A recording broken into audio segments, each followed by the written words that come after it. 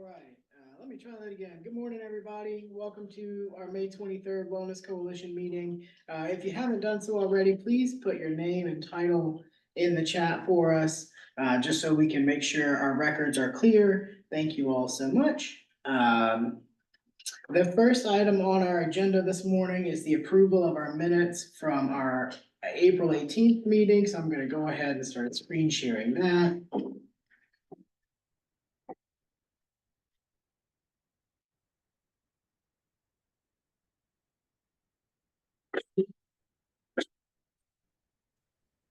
And as I'm scrolling, if I'm going too quickly, please let me know.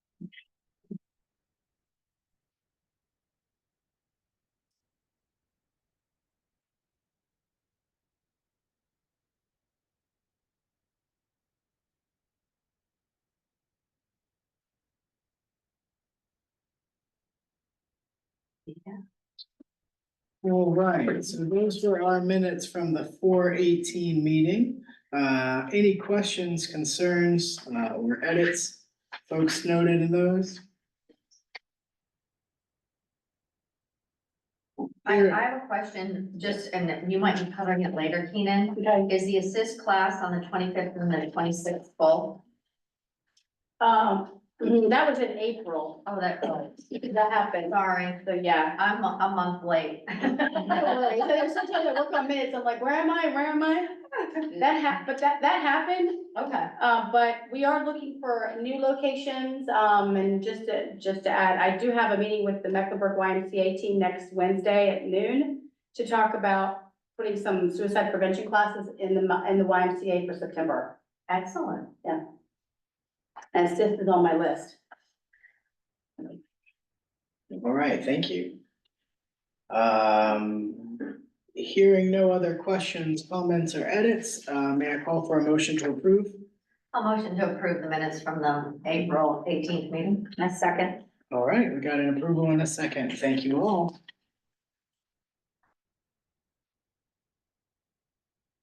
Okay, so I'll pull up this. And I'm just tickled to death. Some of y'all may have noticed, we did vote on a new logo. We are working to rebrand now and get everything switched over to the new logo. So just real quick, thank y'all for your assistance and your help in getting that selected and all of your input in informing the design. So thank you so much. Today, I'm really excited to share with you all, our guest speaker, Christine Pennington is coming to us from Resilient Pathways. They're doing some really cool things, for youth and families in our regions. And so Christine is also, the chair of our local, TARP, which is our Trauma and Resilient Pathways. Is that right? Partnerships, okay. Thank you, charge it to my head, not my heart. But without further ado, I'm gonna ask Christine to come up and take over. Thank you.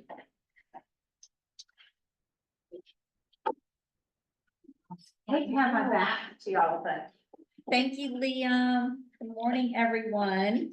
So as Liam stated, I am the chair of our local trauma-informed care network, TARP, Trauma and Resilience Partners, and I'm part of Southside Wellness Coalition's leadership team. I am also the co-founder of Resilient Pathways, a family resource center in Chase City. As a previous educator and school counselor, I am very aware of the prevalence of adversity and how it impacts our children today. So I would like to discuss, are we implementing trauma-sensitive protocols with validity? And what is our role through prevention services? When I entered education, I was very naive what children and families in rural areas face. As a high school counselor, I was heart-wrenched by the adversities that children shared with me. In Virginia classrooms, in the average classroom, 12 out of 20 students have experienced at least one ACE, adverse childhood experience. Among these children, 3 of those children have encountered 4 or more ACEs. This data comes from Virginia Department of Social Services Data Trends and Prevention Efforts Report. I'm not here today to discuss ACEs in detail. I am hopeful that we all are aware of adverse childhood experiences and their impact. I want to focus on the movement forward. What is our action plan? As we hear more and more about trauma-sensitive protocols, I pose the question, are we implementing these protocols with validity? For this discussion, I'm going to focus on our public school system. Virginia Department of Education implemented the Virginia Trauma Tiered System of Support. Virginia Tiered System of Support is modeled after MTSS, which is Multi-Tiered System of Support. VTSS is designed to build a sustainable multi-tiered support network through collaboration with school divisions, individual schools, families, and communities. The goal is to create equitable and improved academic, behavioral, and social emotional outcomes. This sounds very impressive, and it's certainly on the right path to building resilience in our learners. But the problem lies in implementation. When programs are created and they are not implemented with standard protocols, our results will greatly vary. I have consulted in school districts in Virginia where the words social emotional are still taboo. If this language was suggested in a program, the school board would not approve the program. That's not a uniform and valid approach to the VTSS system that Virginia Department of Education is spearheading. Mind you, the language in that initiative from VTSS specifically uses the words social emotional. It is Virginia's expectation that all school districts are implementing VTSS with validity. Originally, VTSS was focused on academics and making sure behaviors did not hinder learning. But now there's an added component of creating a more trauma-sensitive school environment, and it has changed the program to include social emotional support factors. I've entered classrooms where teachers are doing an excellent job connecting with their kids, doing check-ins to make sure that the children are emotionally healthy and happy and ready to learn. And I've entered classrooms where teachers are strictly focused on the standards of learning they're teaching and children passing the test. Same school, completely different learning environment. The resources are out there to implement trauma-sensitive learning environments. Virginia Department of Education provides educators with a framework and professional development for creating a trauma-sensitive approach that centers around family engagement, positive relationships, and collaborative problem solving. So where is our breakdown? Why do we have an onset of increased mental health issues and behavioral problems in our young learners? I see this as a multi-tiered problem, not necessarily multi-tiered support. So let's break this down. Our public schools do a great job of identifying issues and collecting data, but without follow through, we cannot change the trajectory of lives. Let's focus on what needs to change. First, we have to implement with validity and consistent implementation. We need to create better policies within our local school districts to ensure trauma-sensitive protocols are being adhered to. We certainly have no problem seeing that state testing guidelines are adhered to. Why is the emotional health of our students any less of a priority? Second, prevention is the key. Early intervention is the key to preventing future adversity. We must identify student and family needs early on and invest the same resources in those children and those families as we would for a child who is already at a tier 3 heightened alert level. We cannot wait for hotspots to show up in the classroom. We cannot afford to dismiss elementary behaviors as something the child will grow out of. We know behaviors are the outward sign of a deeper problem, some adversity, some trauma. We must do a better job at addressing the root of behaviors and providing lifelong techniques to build resilience. Because whatever a child or a family is going through today, there's always going to be another adversity in our life, another stumbling block, and we have to build the tool set to use those skills lifelong and to empower people to overcome whatever they're going through in a more positive way. We must look at the root of the behaviors and focus on a long-term solution. Finally, we need to help create healing at a family level. Children facing trauma come from families facing trauma. They are not isolated. The two are interconnected. Creating trauma-sensitive schools starts with developing a support network for the whole family. Schools must do a better job at fostering the school-home connection and helping the family unit lead. Helping that family unit will eventually lead to healthier learners. When we focus on programs that support family healing, we have the hope that we can prevent future generational trauma.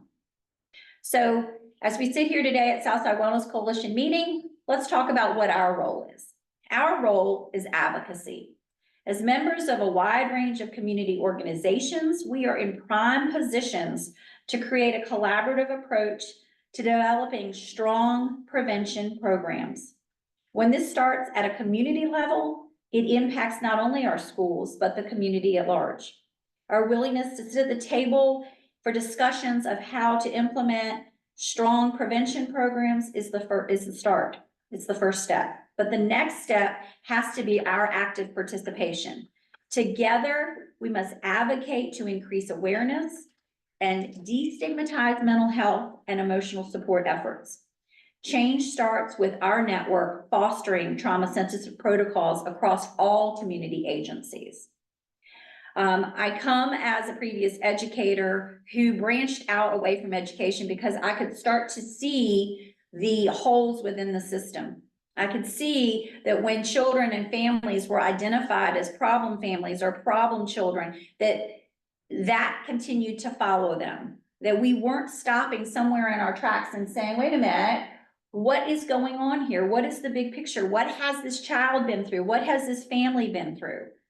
Because again, the root of behaviors comes from something. Our behavior is just our cry for help, but those behaviors stem from a deeper rooted issue. And sometimes it is multi-generational, and sometimes it is a hard cycle to break. So it has to be a family-centered approach. We have to identify the key players in a child's life. We have to uplift the family, and as we uplift the family, we're uplifting the child as well and breaking the cycle.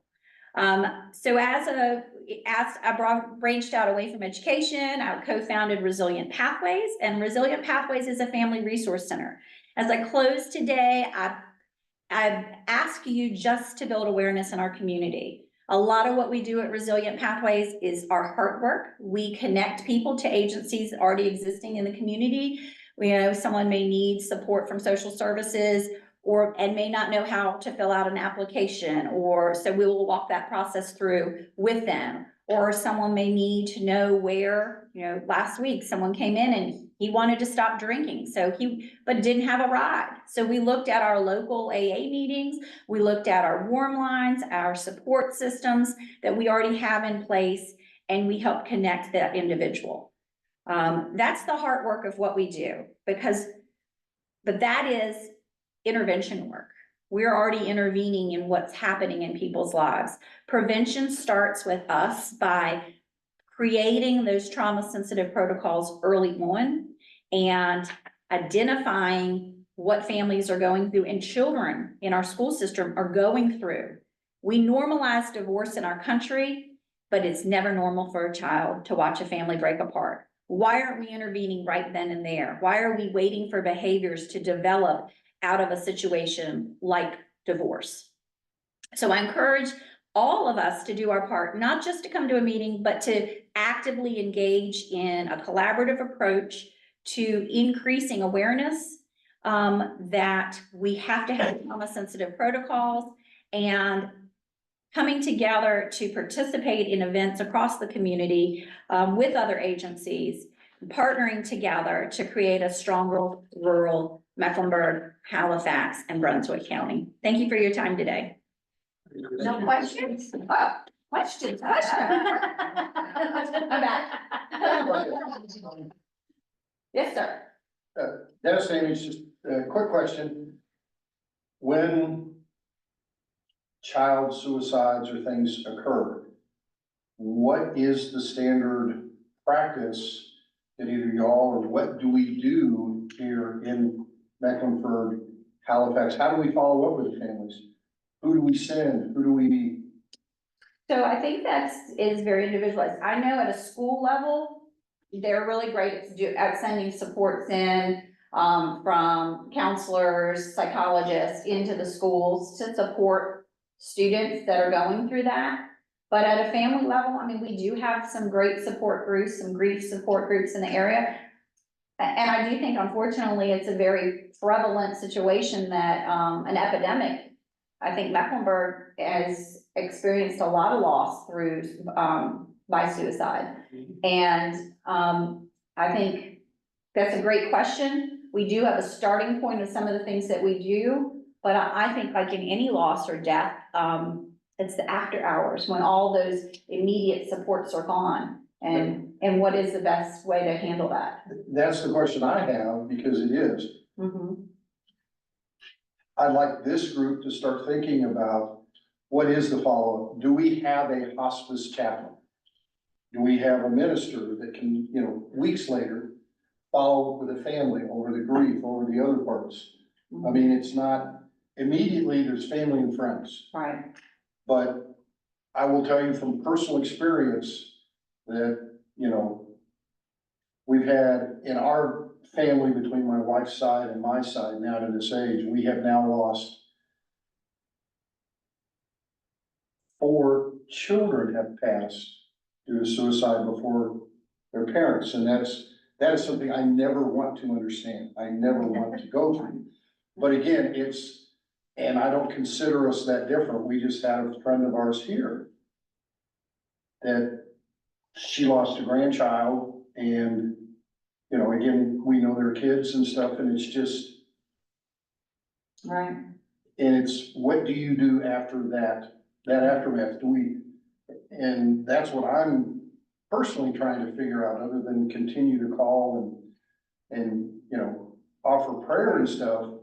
But is there a place here to where that we can, whether that's through mental health, through other stuff, but just call and say, hey, if you want to talk, or that you have professionals, or you have just people that are available, just like we have on suicide hotlines and stuff. I can tell you that when there is a suicide in the community, I know that we have staff here, emergency services workers, clinicians, we do reach out and see if we can make a connection. We don't have, a standard response to go to the school. We can only go somewhere by invitation. But we have done that in the community, gone into the different school systems, to different agencies where they've experienced a suicide. And so there's a specific set of language and interventions that they have. Well, and does the training, the prevention, or those types of training that the coalition does that help? I haven't been to one, and I want to get to one, that's why I asked about it earlier, but those discussions, I know it handles discussions if you're encountering somebody who's thinking of suicide. But does it go beyond that? No, Okay. the classes that we currently provide and can train coalition members in to offer to the community are prevention based. Okay. It's not recommended, even though I've done it only at request. Of course, we know that sometimes community members are reactive, so it's unfortunate that sometimes we do end up providing a suicide prevention training like Safe Talk, or Lock and Talk, or Assist in the community 2 or 3 months after a local death by suicide. So it's not seen as a way, as a postvention. It's not, in fact, it's not a good idea. Well, it's not. We would push it out, right? It's not reactionary. I get, yeah, and I Right. get that. And So it's like, that's why we're constantly trying to do those, because if we give people the skills that they can learn, but how to recognize the signs and get people connected to services, that's the way we'll lower the suicide rate in the community. Right. Is people realizing that it can be anybody. And I think that's the core of what gets taught in those classes. So I think as a coalition, well, answer your question, yes, our teams do respond to those. And what we can do actually as coalition members is constantly insist that we have a safe talk and assist training every month somewhere in the community. because we're focused on Because prevention. we're providing that at no cost and providing all the materials and providing really good trainers. And The it's two free. trainers that teach assist are clinicians. So, well, let me differentiate just real quick. The Safe Talk is 3.5 hours. I'm certified to train that. Wanda is on site as my clinician in the room. That's just a basic 3.5 hour, goes into signs and symptoms, invitations of suicide, and then leads into an action plan. What can you do every day to help create a safer community? Assist training is a 2-day, 16-hour deep dive with clinical trainers, and I'm there on site with them, to teach you more than that. Like, you can actually be the person to engage them in conversation and crisis, again, while you're waiting for that next level of care. So it doesn't give you any type of therapy license or counseling license, but what we feel it does, it makes you more comfortable to do the approaching. But the approaching is the same, whether you do it with a lock and talk box, which takes 15 minutes, whether you do it with your Safe Talk skills, whether you do it with your 2-day assist training, it's still the idea that you're approaching people and letting children included, that you've noticed that something is bothering them and engaging them in that evidence-based conversation. And then quickly getting them, like you said, to the national hotline, to call 988, to call our crisis line, or if it's simply just something like, I'm having a hard time paying my bills, or my husband and I had a really difficult, argument, we've been arguing for months, to call our warm line. Because on our warm line, you have folks who've been through some type of mental health or substance misuse struggle. They've been in treatment, they've been in family counseling, they've had the experience, and now they're basically in a position with us to talk to you about that. And so there's more of that connection of, when you're gonna call the line and say, I think I wanna talk to somebody about what's bothering me, they identify, not say understand everything, but that gives you somebody who says, I've been there, and I've been through the system, for lack of a better word, and makes them feel more relatable. Does that make That's sense? different than the 988. That's different than the That's the 988. hot, this is the That is, hotline. well, that's for anybody as well, but sometimes people are like, well, I don't know if I'm crazy, or like, I've had people call me, well, I don't know if my husband's in crisis or not. Well, that's irregardless, right? 'Cause Just you're not call, the- yeah. You're not the professional. You can call 988, or you can call the warm line. Now, the warm line's not 24/7 though. The warm line's like, I think, 8 AM to 10 PM. And that's only a person who is trained in a warm line. They're not trained in crisis. So they might refer you and connect you over to the crisis line. Line if they deem it appropriate. Exactly, Okay. exactly. Well, yeah, and I mean, and us getting the word out about things like this and that constant reminder in the community that there are those interventions, even though I know we gear towards prevention. I think it's great. So just to piggyback on that question and the discussion, so that is why the beauty of the coalition and the Trauma Informed Care Network partnering together, because you know, as a wellness coalition, we are about prevention, but the tick-in is focused on the trauma and adversity people have experienced. So it definitely, I mean, I definitely think through the tick-in, there are opportunities to grow you know, support groups and things of that nature to provide services for families that have been through, that loss. And, I know that it is a grief support group. It's kind of a generalized grief support group, and it was established by Donna Lopez, whose son, died by suicide. And so she has really, you know, needed something, and so she developed it, and I think that that's something that could continue to grow. I think there are, you know, as we have meetings, we always should be looking at ways where, you know, how can we take what we do in prevention and connect it with, that intervention piece? Does Donna and her group then follow up with these families, say a month later? That's what I'm looking at, because a lot of times, at the end of 2 to 3 weeks, they, you know, just like my sister, you know, we're good. But I know they're not good. You know, I can tell from her voice, from Brian's voice, they're not good. But how do I get a trained professional, somebody just to give them a call and say, hey, you know, where are those things? You're saying the opposite way. A lot of what I'm hearing is you have to initiate. What you're saying is there any way to initiate the other way? Right. Which is How vastly does it different. become proactive? Well, and That's what what, I'm looking at, is to, right, it's really an Reach out to that extension of family. what Keenan was talking about, emergency services and all, they are being, you know, on the spot at the time of the loss. And we need to extend it beyond that, like, what are the 2 week, 1 month, 6 week, what are the follow-up? What's the Right. protocol? And Exactly. where are the wraparound services is what we and need to that's what develop. Yeah. because again, it's not the initial. And for a lot of them, they're not gonna reach out. You know, Right. we're a strong family, we do it. It's what do we do a month and a half down the line? Because again, you know, I can be as supportive as I want, but I don't understand.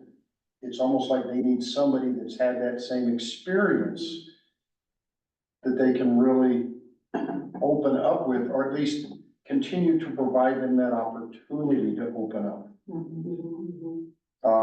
Yeah, because I will tell you right now, my wife's brother lost his daughter about 6 years ago, and he's never recovered. He is still not right over it. Well, it's But- drama. I mean, But that's what I mean, Yeah, it's yeah, still yeah. impacts him on a routine basis. Yeah. How do you know, I definitely would just encourage when people are, you know, to be the support network that you can be as a family, and continue to encourage that it's definitely okay, and it's, you know, to talk to somebody. You know, encourage that, you know, seeking a counselor, seeking grief groups. but see, well, I also, think that, you know, something that we don't miss is especially for parents of children who have, you know, taken that route. There's a high level of stigma and. To reach out. Yeah. because of their own guilt, their own risk, and that's the problem. How do Like you failed the kid, you know, it's Right, all, you know, right, it's right. like, I can imagine that the desire to reach out is lessened even. As time goes on. Right, because Yeah. it's like, I piggyback what you said, that, you know, physical ailments, so if my child passed away of a pediatric cancer, the response from the community is different, and the Yes. way in which we process that is different. Right. And the idea that, and again, I think as a community, we've done a really good job since the advent of cancer, because people don't even say the word now, we've done a great job as a community to destigmatize that entire topic. And I would imagine if my child did die of pediatric cancer at Duke, I probably would have somebody following up with me. Correct. Because those systems are established and they're not stigmatized. But you're right, our community, but I think we're not the only one. Oh, no. Our community has not built that, what you mentioned, wraparound services connected to when someone's child dies of suicide.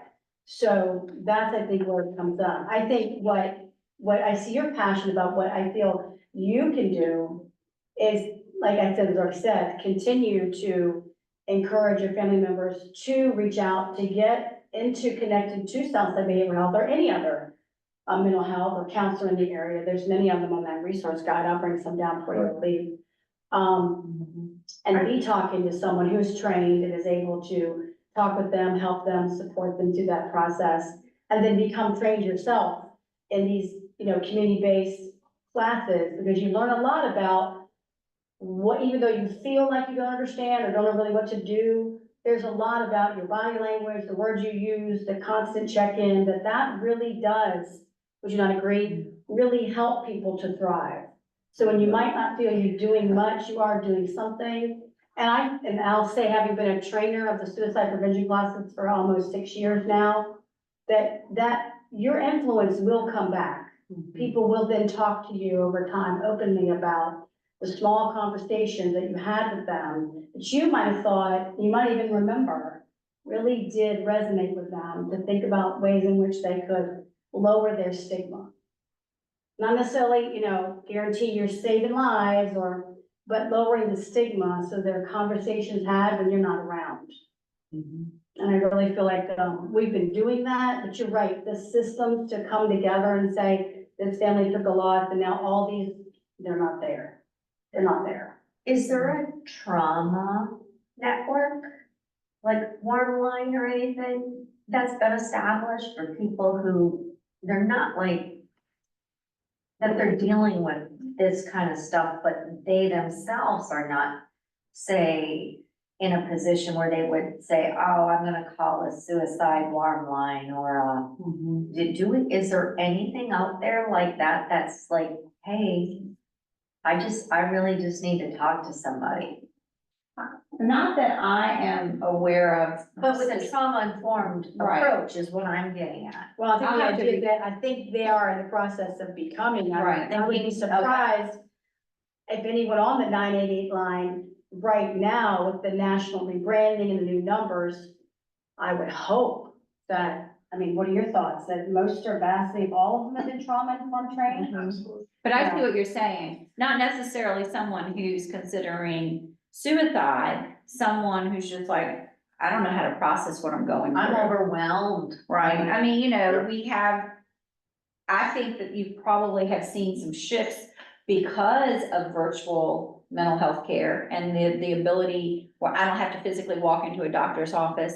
I'm hoping that that's opened the door for people to, seek some services that they might not have sought in the past because of like the stigma or being in a small community. Oh, I saw you going into It's office. a transportation issue. Right, exactly. It don't really matter what. But I definitely think, we have a lot of areas that we can grow in. You said something earlier that I wanted to come back to, that you may not know the answer, and that's okay, but you were talking about like social and emotional, not being terms that would pass like a school board. One particular district I worked with. Right. It was the Good Old Boys Network. You could use the word character building, but if it said social emotional learning, they were not gonna promote the program.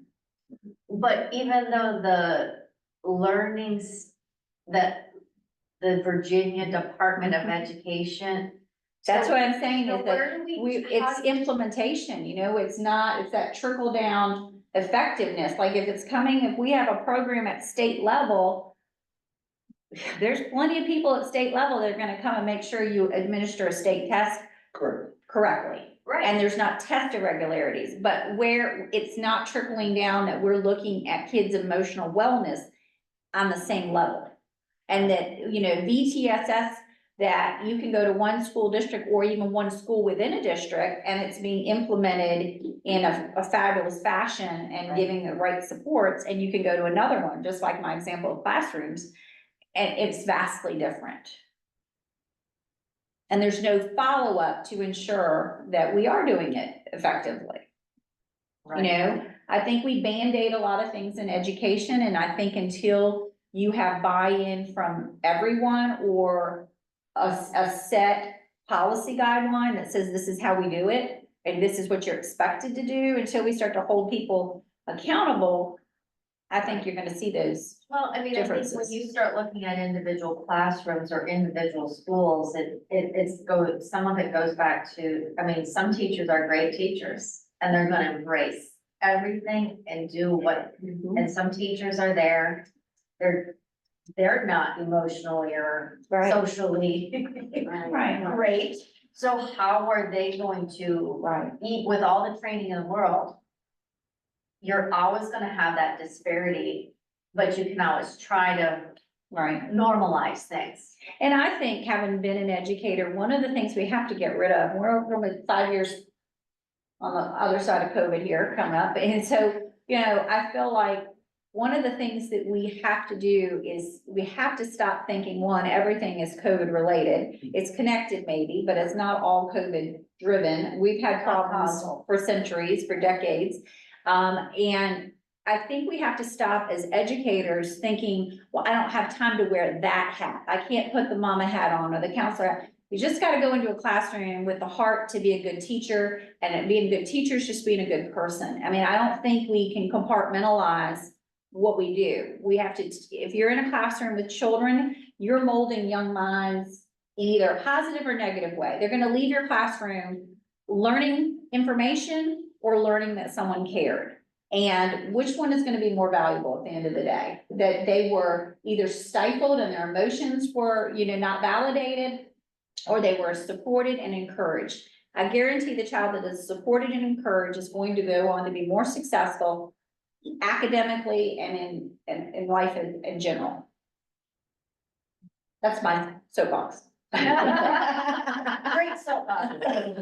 So how do you do that when your best educators with the most passion are the ones that are leading the field? What you're going to end up with is, the ones that are going to meet their requirements of the job in order to have a job. That's one observation to me. Right. And they're leaving in droves. I'm not making that up. No, you're not. The other thing I had tagged on to, what Catherine was talking about with the social and emotional stuff. Now, when they're coming out with these things and sending them out to these school boards, are these mandates? Or are these, will you consider this? Well, it's a state initiative, and like most state initiatives, there's that expectation that you're implementing it in your Why would district. the But you school can't board, ignore it. why would the school board have the option of voting that down? I do not know the answer to How that. do you maintain accreditation when you're not? But there goes back to, if it was a testing requirement to say you're gonna pass this SOL, I guarantee that it wouldn't be, you know, because that's, So it's a that's, matter of enforcement. it's state level. enforcement, it's Yes. enforcement. Okay, They can't. that's a pretty easy fix.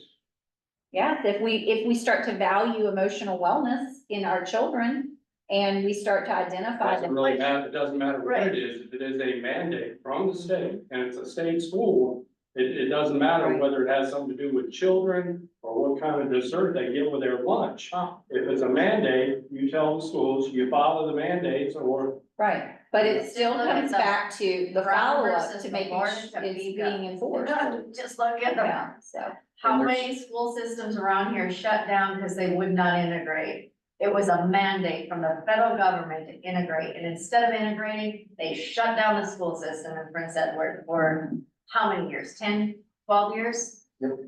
Denied all those people in education because they didn't want to follow a mandate. right. So this is nowhere near that This level. is nowhere near, But- I don't see an but issue with getting. Each school system decided on their own what they were gonna do and how they were gonna do Well, it. then you become a private entity and you don't depend on the state for funding, it's that simple. All right, Stephen, check your what How do I do that? Anybody, sorry. Oh, chat. Yeah, just to see if you have any questions online. We What's apologize that? for hogging the, No, no. I don't think so. Talking about, we, I don't know. No, I don't that think so. others have. I wanted to, what was that? All right, I wanted this to- says, whoops, I went too fast, my finger was. I wanted to add these post mentions, Oh, that's resources Allison, to awesome. the conversation. Lots of good info is linked about how to tailor suicide post-vention to different populations, but also resources for survivors to thank you. access. That's fabulous. Thank you. Yeah, no problem. And I didn't want to interrupt because you guys are having such a lively conversation. I think it's all really important stuff. There are some of the links deal with parents that are survivors, siblings, children. So those are kind of down toward the bottom of that website. I heard a question about a warm line, and I actually did have contact information for a warm line that is peer run. It's run by Mental Health of America, or Mental Health America, but it's Mental Health Virginia. And I can put that phone number in the chat if that's helpful. That would be great. Oh, yeah. No thank you. problem. Yeah.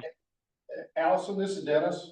Hey. And again, a lot of the resources you have too are associated with our Gold Star families. Yeah, so some of them are that link that I sent about the postvention. There's a category for Gold Star families, but then it's broader. So they do address children, family members. We have postvention teams actually at the VA. I'm a part of the postvention team in Richmond, that we're kind of just standing up. So we're asking a lot of those same questions as far as like how often to follow up, when are the points where we feel like the family members are going to need, the most support? What does that support look like, right? So there are a lot of kind of those programmatic, I guess, questions. And I'm sorry, you guys can hear my puppy in the background, but there are a lot of those programmatic questions that I think are going to look different depending on what population you're working with, the area that you're in. The needs in Richmond are going to be different than the needs down there. So I think it's a really, really good kind of jumping off point to talk about how we as a community can really help support, as much as we put into prevention, that postvention piece is really a need as well. And when we're done today, would you mind giving me a quick call at your convenience? Yeah, that's fine. Yeah. I'll call you. Yeah, I'll put my number in the chat. Does that work? Oh, no, I have you. Trust me. You have it? Okay. Perfect. I just had forgotten to call you earlier, so I'm using this as an opportunity. No worries. Yep, call away. So any other questions about what I've presented on or from anyone? I'm just gonna do a real quick plug and then I'm gonna sit down. So Resilient Pathways hosted a beautiful, very well-attended Women Uplifting Women event this past Tuesday at the Estes Center in Chase City. And it was our fundraiser to fully fund summer camp program for children this summer through the month of July. You can find us at I'll type it in here. resilient-pathways.com, and our camp sign up is on there. And it's free, no matter what, the socioeconomic background or anything. The camps are free for all children, more probably specific to Chase City's Clarksville area, but anywhere that the parents can It's all in July? they're in July. So we have banana splits. Those are for children who are going through any kind of separation in the family, loss in the family. It could be parent incarceration, could be divorce, separation, parent death. So banana splits. And then that's the first week of full week of July. The second week is how to be a nice girl, and it's teaching modern etiquette.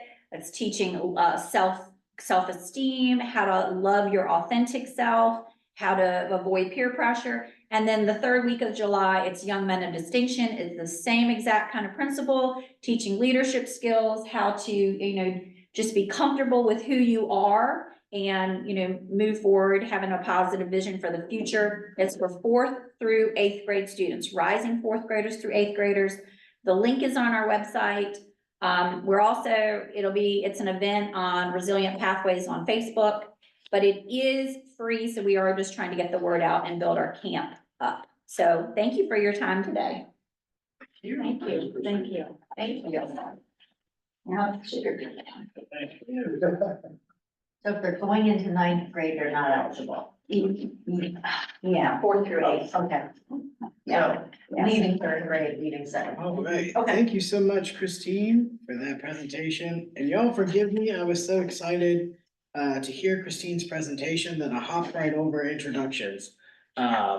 So I'll ask for folks, when we do our member news and updates, I'll just ask for folks to introduce themselves too, please. I do apologize for that.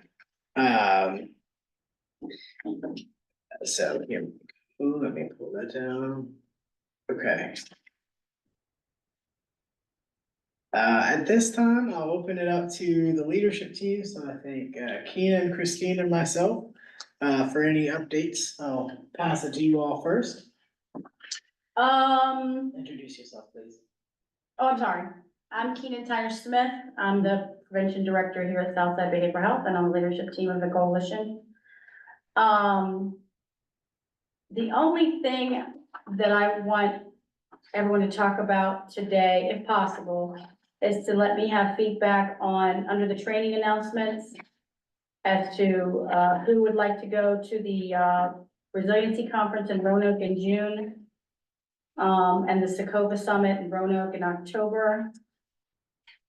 And I know if possible, if time, talk a little bit about the fact that National Night Out is coming in August and how many might see that. And just to piggyback, I love the idea that for us to develop a resource that has on it the specific to suicide prevention and post-prevention, like a type of guide that we can provide folks that says, you know, these are the types of classes that we offer, these are the links to various post-preventions, and develop something like that with Allison's eye to that. That's all Could you tell us, everybody more about the resilience conference and the Sokovia and what is like at each of them? What's the focus of each of those? For those people who don't know. The resiliency conference in Roanoke is for 2 days. It's at the Hotel Roanoke. It is, hosted by the National Resiliency Center out of Seattle, Washington, where that's the hub of, where it began, the hub of discussion around ACEs training, and so that conference is something that's been in Virginia for the last 2 years, where the folks that are involved at the national level in trauma-informed care and resiliency come and do some presentations, and then some speakers around the state. I can email you, off the top of my head, I can email you a description of the conference. I think that might be helpful if you were wanting people to go so that they know if it's something that Okay, fits in with their aspirations. and I can have that put on social media too, for the coalition. And then I know a lot of times you go to Sokovia, right? Yeah, Stephen can talk to that. What goes on at Sokovia, Stephen? Meetings or something? No, the summit. The summit, well, many of us have been to that. It's, in a lot of ways, it's similar to a CADCA set up on a small scale. There's going to be, there will be several presentations that you can go to and 3 or 4 each session that you can choose from so that you can find something more tailored to your vocation or interest. This year will be the first time that it's multi-day. There were issues with people who were driving 4 or 5 hours to get there. They were spending more time in the car than they were at the presentation, so they decided to carry it over to a half day the next day, which will start this October. But the most important thing, honestly, is that when they bring out the snacks, they have candied bacon. That's why he goes, I guess. Am I lying? They do have some of the best snacks. Am I lying? They do have some of the Yeah, best it was snacks. pretty good. I joke, but, yeah, they do, put out food throughout the day so that you don't have to really disappear to go get anything. There is a mixer the night before, show up Sunday night, and a professional mixer at a local, restaurant upstairs. And, it's a good event. Good event. They usually have very qualified speakers. And it highlights a lot of the work that other coalitions in the state are doing. Okay, that's what I was like getting at, the topic. So it's Right. like this coalition has been successful doing this, Yeah. and you may want to implement something like that. Okay, And they often have folks from the DEA, some national folks that come in and talk about drug trends, since it's, coalition based around substance misuse, and go over some information about what is the most recent data points that Virginia's using to guide a lot of its decisions. I think it's phenomenal for a day or so. Yeah, And it's just strictly Virginia. They're only gonna talk strictly about Virginia. Okay, all right.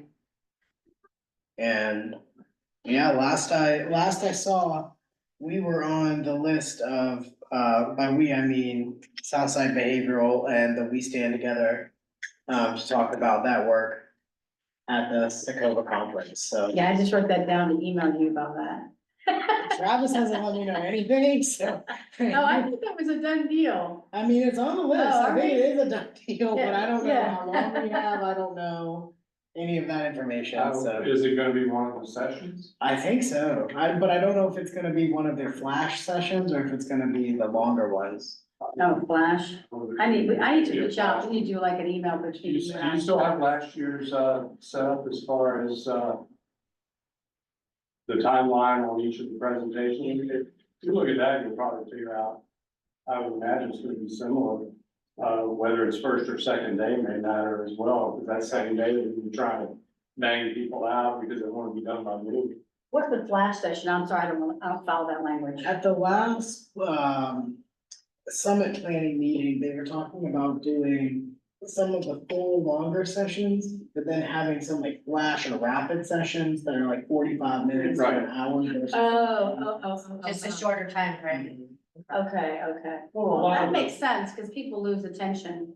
Well, that, and if a coalition's working on something specific that they'd like to present, not everything requires an hour and a I half. agree, I There's a agree. lot of ums and ahs to I fill in. agree, I agree, and that gets more people, so you're basically creating more opportunities for more people to share what the good work Right, they've and done. we get to see what Okay. other coalitions are doing, and That I makes think that's sense, cool. okay. You said Flash, I thought it was like a 5-minute thing. I was like, that's gonna be hard. You got. What is it, like straight, like flash, like speed dating? Yeah, so I thought, I was like running around like the tables in the room, that's why I wanted to make sure I asked. So 45 minutes, that's more than a flag.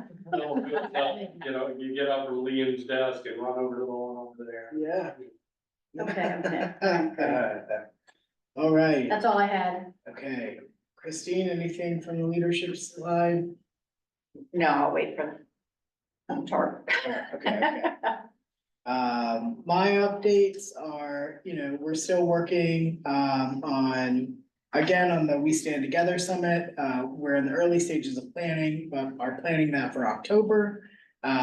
We're also working with Will Stembridge and his team, to do a drug take back event. We're also slating that for October.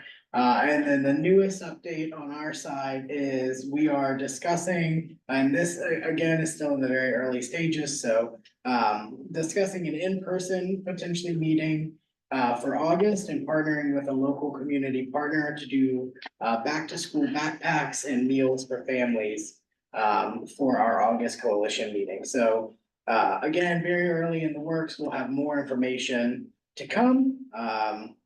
But those are my updates from the leadership team. Oh, also, I'm Liam Hudson, the chair of the coalition. Sorry, I forgot to introduce myself to you. So introductions are apparently not the first thing on my brain today, so y'all forgive me. All right, well, back to you, Christine, for the TARP update, please. All right, so I'm Chris Pennington, the chair for TARP, our local trauma informed care network. And the only thing I really want to update, we are in the works of designing a passport for wellness event that will be, I believe it's the second to last Saturday in September, the 21st. I have to confirm the date, but that will be in Chase City as part of the Autumn Jubilee, and it's just gonna be like a whole event within an event. And we will have booths set up and we are currently looking for outside or community, even businesses, anything that's wellness oriented, from the library coming and having library cards so that people can see that reading is a sense of relaxation, to, maybe a massage therapist that wants to do like a quick 2 or 3 minute massage. We're gonna have like a support animal booth, anything that art or anything that supports people understanding what things that they can use as coping skills and positive ways to unwind and de-stress. So that's Passport to Wellness. We are looking for vendors for that, and more information will follow. And we are also trying to grow our trauma-informed care network, and we need anyone and everyone who is interested in participating in the trauma-informed care network. We have had some setbacks with that in the last year here, and we want to kind of rebuild our momentum. The Wellness Coalition has agreed to let us send out a email blast about the Trauma-Informed Care Network. So we will be working on getting that out during the month of June. And finally, we were very fortunate to partner, be a partner in the Danville Resiliency Week Pathways to Resilience Conference that was held in earlier this month. It was a fabulous conference, great speakers. I hope that we can, kind of take what they have done and put our spin on it, and maybe even do something here a little bit more local to us. It was a good opportunity and a great way for us to partner with another county. Yeah, I want to piggyback on that. I thought it was a fantastic one-day conference. They had about, 100 people there. I want to say they were almost 200 registered, and I think like 135, 160 or somewhere in there. It didn't cost anything. It was open. And of course, I have copies of all the materials they distributed. If we wanted to, look at that as models. I think that's something that moving forward, we should consider sponsoring at some point. It was really, really good. And then we ended up playing a game. The speaker, Allison Jackson, who's like a nationally known trauma-informed speaker, had us all do a game called Brain Architecture. And I have to admit, and it'll be recorded, I was kind of like on the fence about doing that with someone who's gonna talk for an hour and a half about, but it was, even as much as I know, the experience of doing that, it's an experience where you basically, she gives you items like pipe cleaners and straws, and then tells you what you're gonna do is create the brain of a child for the first 8 years of the child's life. And then what you do is you get cards, and they're positive and negative experiences, like a playing of the game. You flip the cards up, and now you have to put the brain together in the way that the child experienced life. And so all throughout the room, there's 130 of us at our table. Christine and I were at a table. And trying to put these, and of course, if the negative experience didn't have a stronger, piece, and then the positive experience had like straws, it's a stronger piece. And then when they experienced adversity, you had to put a weight on the item you're making. So the goal was to try to keep the item together and sitting up, but of course it kept falling over. But with that, I think the beautiful part about it is the ways in which we started to negotiate with each other about our perceptions of those childhood events. But then also watching how we readily, it made you emotional about this little brain that we were making on the table out of pipe cleaners became like our kid. And anyway, it really spawned some really great conversation. And so Christine and I do want to propose, we're gonna look at the cost of that game, because we feel like if we could get permission to buy that game and utilize it in community events, we really feel like people would respond to that, because it's hands-on. It's a card game, but at the same time, it forces you to talk about divorce. I even talked about the quality of your daycare. We talked about losing daycare, talked about a parent being ill. There were just various things I think a lot of folks don't consider to be something that impacts a child's brain and changes the way that child operates in the world. Right. And so at the end of 8 years, she talked about really after the end of 8 years, look at your brain and understand, and you had to go back through and add up the negatives and positives, because your child then got, good quality childcare, had a teacher in the 2nd grade that, noted my project, and then you added that up. and you had discussion about the level of resiliency now you felt that 8-year-old child had. I don't know. And it was, I just have to, so Beautiful. it was built primarily out of pipe cleaners and pipe cleaners that also had a, you know, more through a straw for support, depending, like Keenan was saying. And then the next level of the game were these weights that we no longer got straws. You just could only get a pipe cleaner or you could get a weight. And the weights, you know, obviously were, with the idea was how tall can you grow the brain?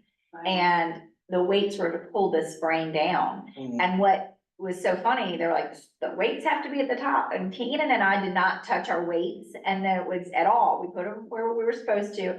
But as we added additional supports, it like authentically the weights slid down on the brain at a lower level, which showed us like, okay, those weights represented adversity, but when you have the right supports in our life, you can still be resilient. And we just really thought it was such a cool, authentic message to come out of the experience. So it was a good, it was Very cool. Props to Yeah. that speaker, very cool. Okay. But I think it's something that we could actually engage with and folks in our community yes. as part of ACES training, a part of a coalition meeting, part of an in-person meeting. Invite folks over to play what they call it brain architecture. How And long does just- it take? What'd you say, about an hour? About an hour? Yeah. Some of us may take longer because of our brains. But like Keenan says, you really did get emotionally connected. And then, you know, it really, it brought up some really good discussions. Yes, and we talked about reciprocity, so like each of us at the table were a community. And so then she commented, not everybody was given the same materials, which happens in our communities. And so that if we wanted to go over and negotiate to get a stronger straw, because we realized early on that we ran out of the straws that didn't have that bendy for your mouth, the kind of straws I don't like. They bend at the top. We figured out we had some of those. So I left our gated community and I went over and tried to talk to the other tables about them noticing that they had stronger straws. And basically thought I wanted the pink ones instead of the blue ones. Until somebody caught on. So I participated. And you think about the fact that that's, you know, in terms of communities, how we support each other, don't support each other. What was in my mind about our table. And so I think, and we saw, and folks were engaging in that, talking about the different items they had that we didn't have. I thought it was really powerful. It was. Really powerful. Really good. And then the speaker went around, and then she asked us again, specific questions, and people talked and then brought up things that we hadn't even talked about. Yeah. I thought it was really phenomenal. I love that. And I don't like games. Yeah, me neither. Yeah. I'm not a puzzle Is that a formal rules. response? Do Is that a formal response? I'm just not a puzzle person. I'm very like fast, probably spoke fast, but you know, so it really was more, we had to pay attention to what we were doing, but it was a great experiment. And I'll find that link, this weekend at some point and send it to the leadership team, see if you all want to talk about that. Okay, yeah, sounds good, thank you. All right, let's see. Next on our agenda, I kind of let the cat out of the bag on this one, but we have officially soft launched the new logo. As you see, it is included on the agenda today. We've ordered tablecloths and several other materials with the new logo on it. We are working with our coalition marketing team to do a full rebrand coming in June. So be on the lookout for that. That'll be on our social media. And you know, we'll make some announcements with our new logo. So very excited again. Thank you to everyone who voted and offered input. Hopefully, you know, we feel like this one is much more inclusive and representative of what we aim to achieve. So, and from our marketing person's perspective, easier on printed materials. So also important. Next up, we have the update from the COC. Elena is not here. She is attending a middle school graduation today, so congratulations. Just a general update from the state COC perspective, the funding availability will come open in July. This fiscal year closes at the end of June. And so that's when all of our funding regionally will come available for folks experiencing homelessness. We still have a very active COC, Tri-County is our lead agency. And so if folks are interested in learning more about homelessness or being plugged into that network, I definitely encourage you to reach out to Elena at Tri-County. And with that, I'll turn it over to Stephen for a Sakova update. Just, I had surgery the day of the meeting. I okay, was not there. right. Okay, well, apologize there. Just noting again that the summit is coming up in October. Registration should open beginning of June, for folks who are registered in that. The Sakova Summit is a great event, for all of the community, all of the coalitions in Virginia. Again, it's just a really, good overview of the work being done across the state, and also a great opportunity to connect with other folks. And pick their brains and understand some of the challenges that they're experiencing and how that can be applicable to our region. So do encourage all members who are interested in that, to attend the summit. As leadership folks, will talk about that too, and just make sure we have a solid plan for attendance there. And then otherwise, I want to open the floor to member news, and just a reminder, as you're sharing news, please also introduce yourselves. Thank you. And I had to Sakova that they need to reach out to me if they want to be registered, because as a coalition, we are covering the registration fee and one night stay in the hotel system there, so. And I'd like to get that done. I'd like to get that done by early June, so we can secure spots. Do we know how many we're willing to sign?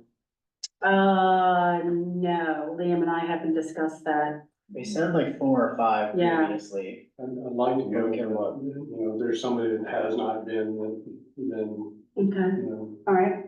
again, well, I mean, obviously I go to their meetings every month, but if we run out of slots, then I wonder if ours would be covered for speakers. Probably.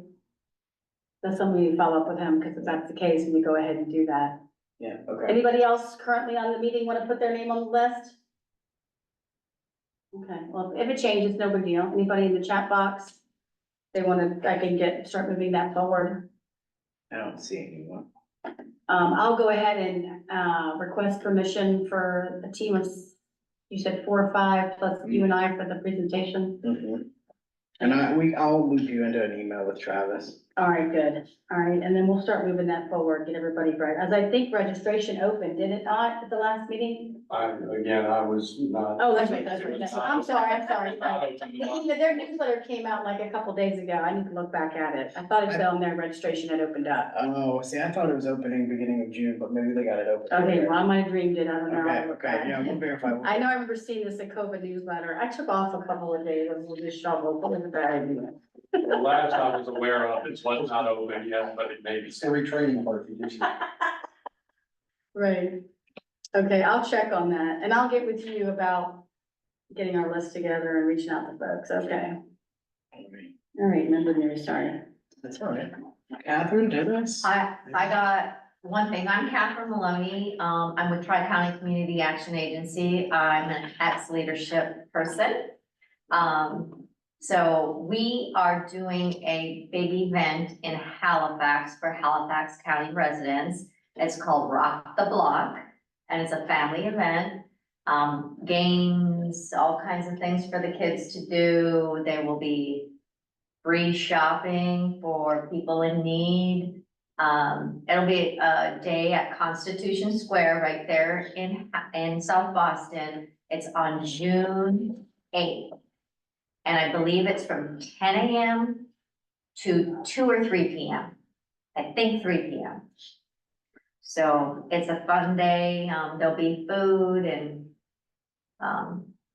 all of that. So please pass the Did word. you send me the flyer? I will send you a flyer. Okay, Yeah, I will definitely do that. I can get Ellen to put that on social media starting this afternoon. Whenever you send it to me, I'll forward it to I Ellen. have hard copies, but I'll get Audrey to send me a soft copy. Yeah, she could make it into a PDF or a PNG I or think it something is. like that. Okay, Okay, I will do cool. that. Thank you.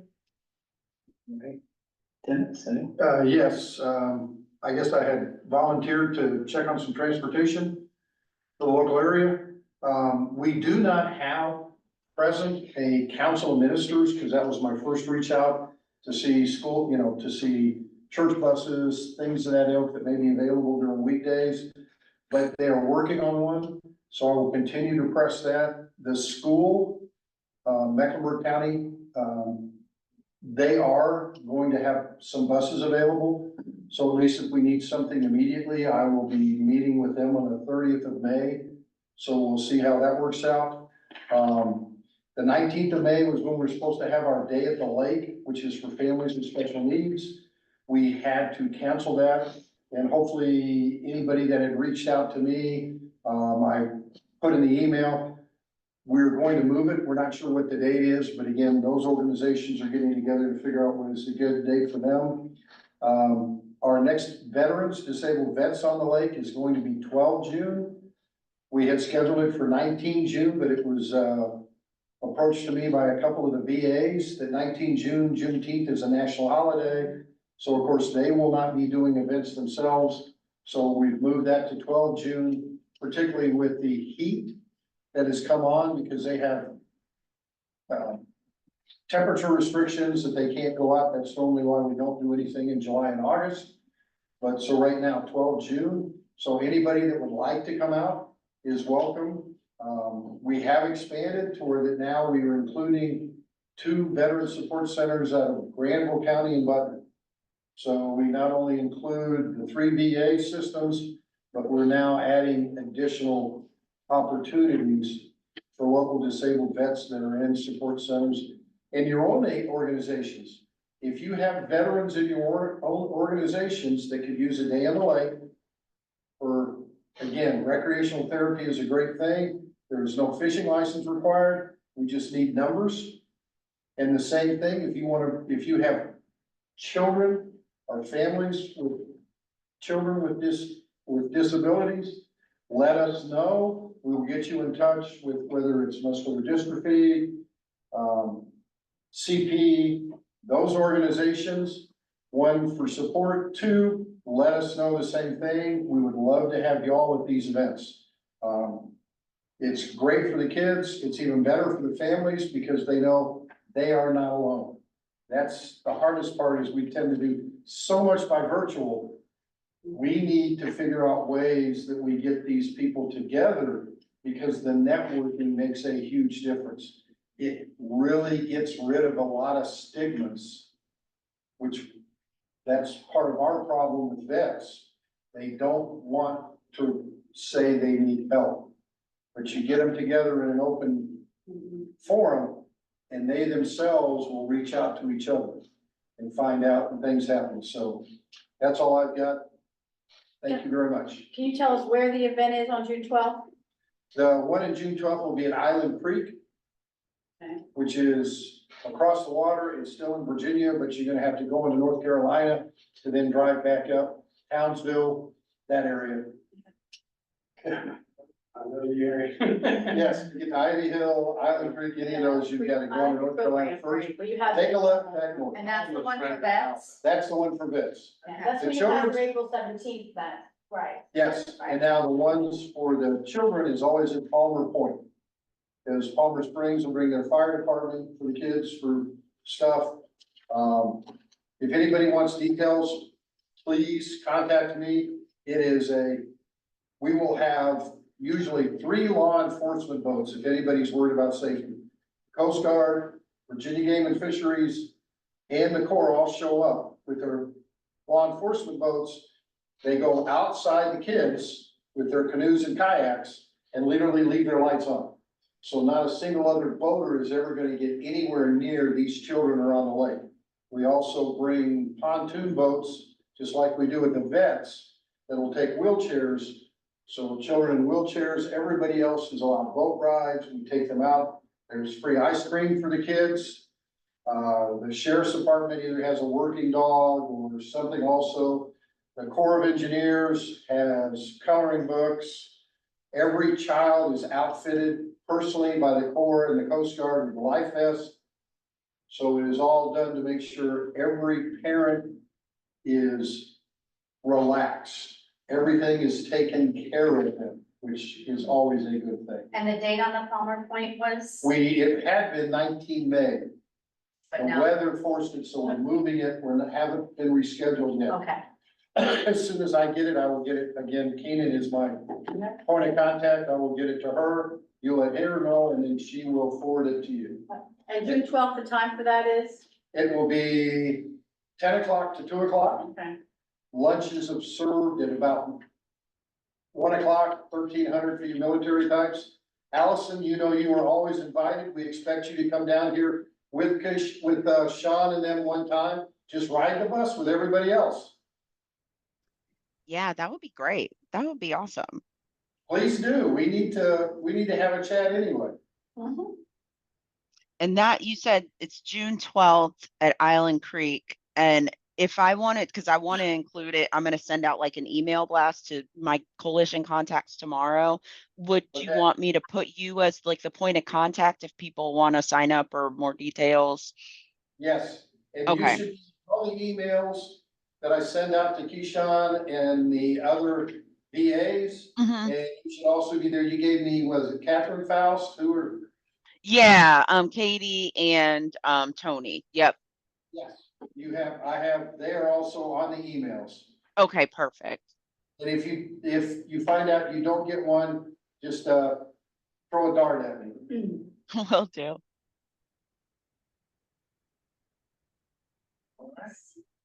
All right, and then, Barbara or Allison, any updates from you all?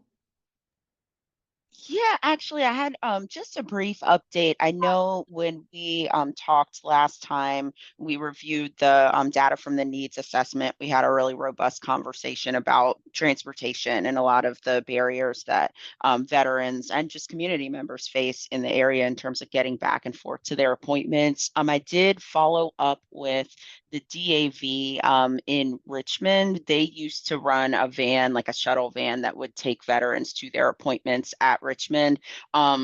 They currently, I was able to reach somebody and they said that they don't have any pickups running currently, but they are working toward having some options in the near future. They asked me to check back with them in June, which I can do. They're thinking that when they do get something up and running, the scope is probably going to be pretty local to the Richmond area in the first stages, but their hope is that they'd be able to expand that resource out. So I will definitely keep you guys abreast as far as that. I did try to reach out to the Durham DAV and my email got bounced back. So I was having a hard time coming up with a contact. If anybody has anyone, that is engaged either with the Durham VA or the Durham DAV and you want to pass me on, any contact information, I'm happy to kind of like try to sniff something out. I will have contacts for you. Perfect. Okay. Thank you. That's all I had. Good morning. This is Barbara. I really don't have anything, except that we have been asked to participate in the Rock the Block, event that Catherine was talking about. But other than that, I don't have anything this morning. are you gonna be there, Barbara? Yes, ma'am. Miss Brogdon asked us to, represent the VDH with a table at the event. We participated last year. It was awesome. It was really nice. I mean, if the coalition wants a table there, I'm sure I can finagle it, even though it's last minute, because I know they're scurrying around. I can see them in the office scurrying around, getting everything ready. But if you really want to have a table with the coalition or the Ticket or both, let me know today, Okay. and I'll see if I can get us one. Is it just tabling information, or do we have to provide a type of activity or refreshment? Nope. It's just tabling. Tabling or Goggles. Oh, yeah. And what? We have impairment goggles. Oh, yeah, you could do that. I think people would think that was cool. That would be a fun, It was a lot of fun. I'll do some arms twisting if I need to. Yeah. Okay. Yeah, well, I mean, why not? If you can get us a table. If I can get us, Are you up for it? Yeah. if I can get us a Yeah, table, yeah, yeah. okay. That sounds good. I may work it for the Tri-County, but I can probably swap both booths if need help. Okay, Okay. that's cool. Right? Well, I'll be there. You're everywhere. Do you Yeah. have like multiple, like physical bodies that like are all over the state? No, that's What was something that to look movie? into. And it had, he was a Scary. contractor and he cloned himself. It's like an eighties movie. Oh, I don't know. Somebody would- Is her mom? No. June 8th. June All 8th. right, nice, nice. I All know right. which one we're talking about. I can't think of it. I wanna be part of it. Michael. Well, y'all, sorry, I didn't mean to cut you off. No, no. We're going down movie. Yeah. I know, maybe. It's okay to go missing that. Okay. More important than that. Oh, Keenan, I would be possibly interested in the resilience conference in Roanoke. Okay, Are we okay. doing? I have to Okay. find out if I'm going the week prior to Virginia Beach for Okay. 1 day or 4 days. All right, If let it's me know one so day, I I'll get it go. put in. If it's 4 days, I can't go. So you need a specific dates of how long it is, or you're? Oh, no, this is the Roanoke. Yeah, The one yeah. on June 18th and It's 2 19th. days. No, It's 2 I'm days. gone the week of the 10th, but I may be changing that trip to 1 night instead of Oh, okay. 4 nights. All right, well, let me know. And I will let you know ASAP. I'm waiting on a text back Okay, that'd be from great. somebody. That'd be great. Okay. We need to send somebody to that. Yeah. Yeah, I can go. You gonna go to? Okay. And that's nice, cause you know, I don't need lodging or anything in Roanoke. Okay. So just real quick, y'all, last couple of things I have for you. There is a Southwest VA Women Veteran Recognition event on June 8th, 2024. It's at the Salem VA. It's open to all women that have served or are currently serving in any branch of the armed forces. A light breakfast and lunch will be provided. I can put the email contact for that in the chat. And share it with you folks as well in the room in just a second. We also have a virtual revive coming up on June 10th. It's at 4 p.m. Please email prevention@southsidebh.org for more information on that to get registered. There's also a prevention youth summit in Hampton, Virginia, coming on June 13th. That's from 6 p.m. to 8:30 p.m. at the Bo Williams Sportsplex in Hampton. I'll put the information for that in the chat as well. We do have the Resiliency Conference coming up in June in Roanoke. Again, please let Keenan know if you are interested in attending that. That's June 18th and 19th. We have a Service Members, Veterans, and Families Mental Health Summit on June 26th. This is gonna be from 8:30 a.m. to 4 p.m. In Radford, Virginia at the Highlander. Registration is required. The training is free and they are offering CEUs for folks who are eligible. You can register for that by going to BlueRidgeBehavioralHealthcare.org. And the link that they've provided is a QR code, so we'll get that flyer sent out to you all for that. Otherwise, we have National Night Out across the region coming up on August 6th. Our YADAP conference is coming up on July 22nd through 26th. And then our Sakova Summit in Roanoke is gonna be on the 20th, October 20th through 21st. So those are our big events coming up that are planned for that are hard and ink for the time being. Oh, I don't know. Are we sending a team to Gata?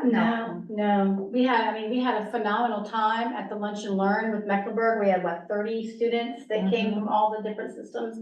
I did follow up and send all the information to the teachers and anyone who was at that meeting, but there has been no response. And we had also reached out to the 4-H, Jennifer Bowen, about her kids. Yes, And that was way back in what, January or somewhere?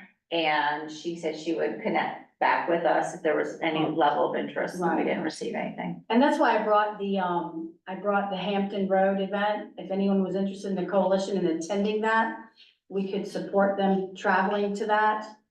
And then as well as the event for the mental health for veterans, we can support people traveling to that as well. Okay. Great, so for folks online. So we can here, learn, can you know, help what support other areas travel, you're doing versus what to we're. the service members mental health event Developed, yeah. and the Prevention Youth Summit in Hampton. So if y'all want more information, please let Keenan know. And then otherwise, folks, our next meeting is gonna be hybrid on June 20th. Again, as always, beginning at 10 a.m. Look out in the meantime for, again, the flyers with, the events coming up. And we will be in touch shortly with the agenda and the notes. Thank you all for being here today and for your contributions and the important conversations had. Thanks, everyone. Thank you. Thank you. You. It's not, don't shut the meeting down, don't shut the meeting down. I'm just gonna stop recording, right? Yeah, sorry. It's not recording.